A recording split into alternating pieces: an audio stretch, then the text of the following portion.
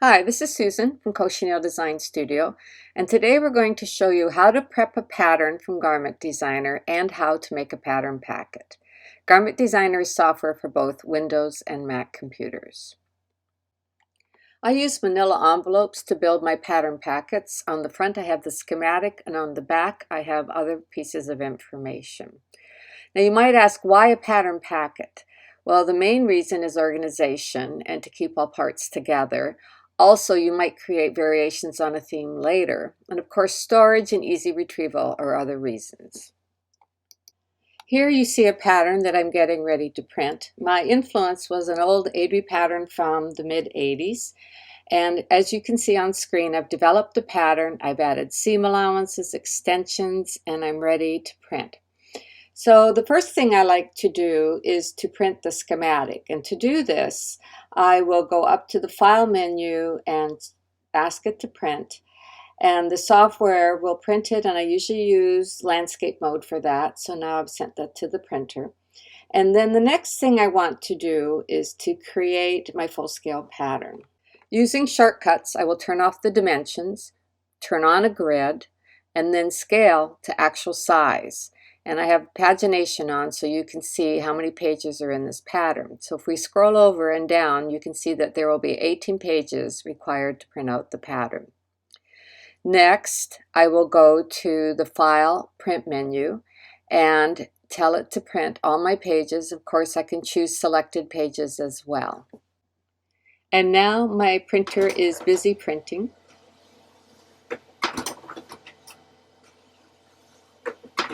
Here you can see the schematic as well as the printed pattern page. We're going to set the schematic to the side for now and examine the pattern. So when you look at the top of any printed page, you can see the garment name, what part of the pattern you're on, and which column. So this is A1, and there are a total of 18 pages in this pattern. Then you can see the second column, which will be B1, B2, B3. The hatch marks are important. In the upper left corner, you can see that hatch mark. And if we go down, you can see that this pattern piece will join above and below, but nothing to the left.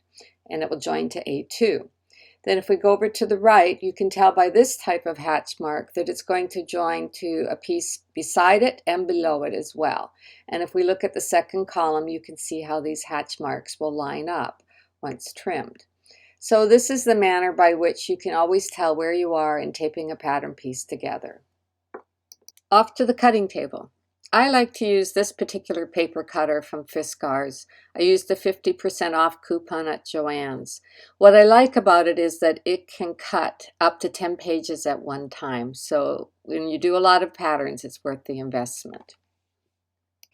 You can see on a pattern that we have wells on all four sides. I like to trim off the right side and the bottom well, and then use the opposite sides for lips that I will use with my adhesive tape. So now here I am at my paper cutter, and you can see I'm lining it up, and I will cut off the excess on two sides of the pattern only.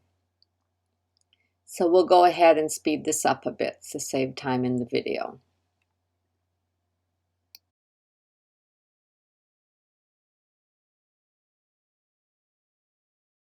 To tape my patterns together, I like to use a two-way sticky adhesive tape, and this particular one comes from Amazon and it's by Fullmark.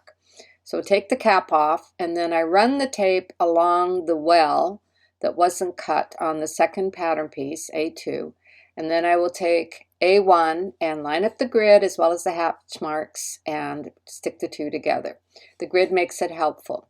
So then I'll go get A3 and run the tape on that column, and then once again continue to tape the pattern pieces together. Now you'll see I have my three columns, 1, 2, and 3 for the front, and 1, 2, 3 for the back. Next, I will join the columns. So I'm on A3, running the tape down vertically through all 3 pages of A3. And then I will take the second column, and I usually start in the center and join those hatch marks first and line up the grid and the hatch marks, and then the others fall into place quite easily. And now I take scissors to the pattern and trim it out carefully, or not even so carefully, because I can always correct it while I am cutting out my fabric. We'll just speed this up. And here you have the finished pattern pieces ready for use. I should point out that they can be used for sewing, but as well to serve as blocking guides for knitting, in which case you wouldn't add the seam allowance. There are a few things that I also like to print out for my pattern packet. We have the pattern layout, which allows me to lay out the pattern.